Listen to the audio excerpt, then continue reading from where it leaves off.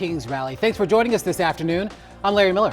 And I'm Marcella Robertson. Those rallies are aimed at President Donald Trump's policies, the higher cost of living, and the war with Iran. Events and marches are planned in all 50 states, many of them underway right now. Yeah, and right here in the DMV, Washington is once again at the center of a major national moment. Crowds are expected in and around the city, including a march in D.C. across Memorial Bridge and a larger rally near the National Mall as protesters call attention to concerns over democracy, civil rights, immigration, and of course, executive power as well.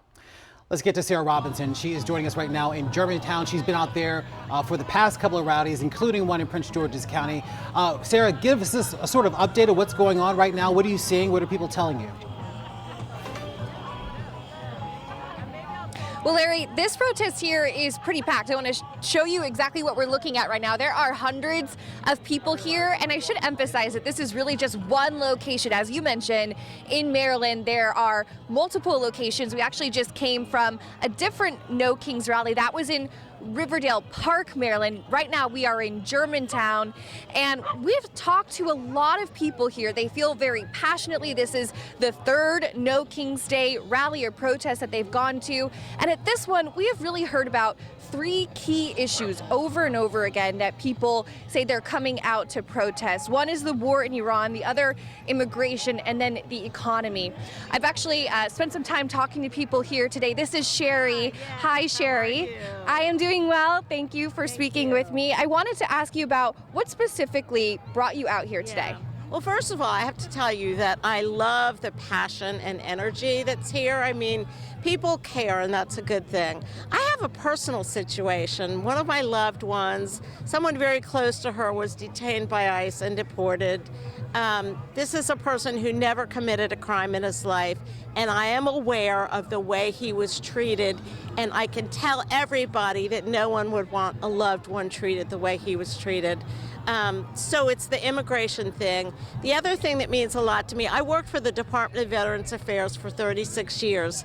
I know firsthand the price of war. It's very high. And the fact that we are going into a war like we're going into the kitchen to cook dinner is very meaningful to me, and I care a lot about it. So I do think things like this are very important. I love, as I said, I love the passion. People really do care, and that's a good thing. Thank you for sharing that, Sherry.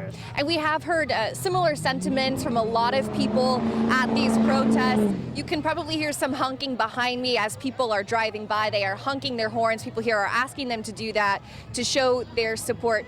Now, there are marches also happening. So if you are in the Germantown area and in other parts of Maryland, you're definitely going to want to pay attention to traffic patterns as well. There are a lot of pedestrians on the street and also people slowing down on the roadways to stop and say hello to these protesters. So that is something really important and to be mindful of. But we're going to be out here for the next several hours. This location, they are planning to be out here for a while as well. So for now, I'll hand it off back to you guys in the studio. And Sarah, I want to ask you, have we seen any counter protesters out there at this point? I know it's still early on, but what have you seen so far on that end?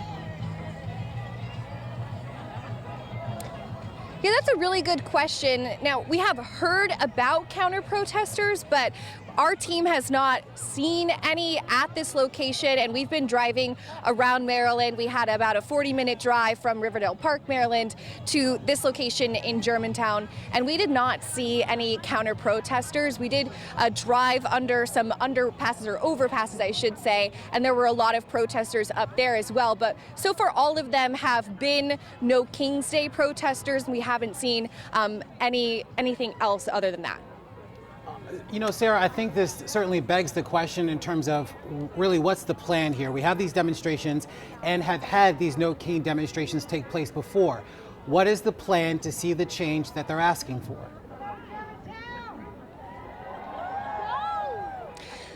Well, we did hear from people today who want people to register to vote. That is the next step. And in Maryland, there is a primary coming up on June 23rd. So we have seen several signs and posters of people kind of initiating that, getting them to sign up to make sure that they're registered to vote, and then making sure that they're actually voting. I think that is the next, there's a sign right in front of me. I think if we can zoom in on that, that one says protect voting rights.